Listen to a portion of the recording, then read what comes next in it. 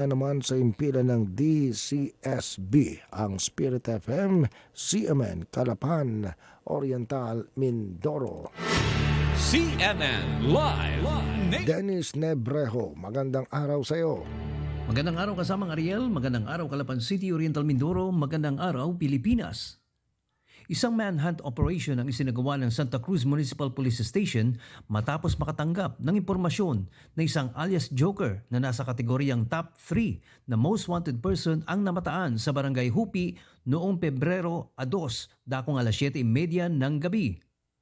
Ayon kay Police Captain Jason Quindosa, hepe ng nasabing himpilan ng pulisya, ang sospek ay 46 anyos, tubong Iriga City sa Camarines Sur at kasalukuyang naninirahan sa sitio Kaitanda 1, Barangay Ipil, Santa Cruz, Marinduque.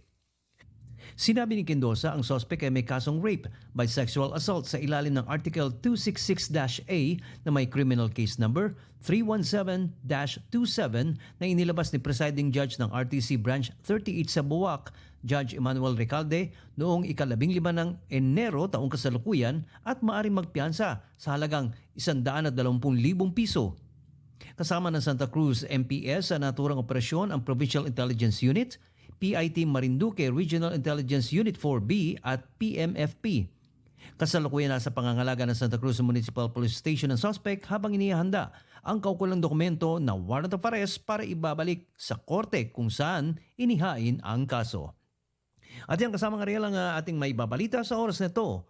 Mula pa rin sa lalawigan ng Oriental Mindoro, ako pa rin si Dennis Debreo ng CMN 104.1 Spirit FM Calapan City, nagulat ng live para sa CMN Pilipinas. CNN Live Nationwide. Maraming salamat, Dennis Nebrejo. Mula po naman sa impila ng DCSB, ang Spirit FM, CMN, Calapan, Oriental, Mindoro. Samantala,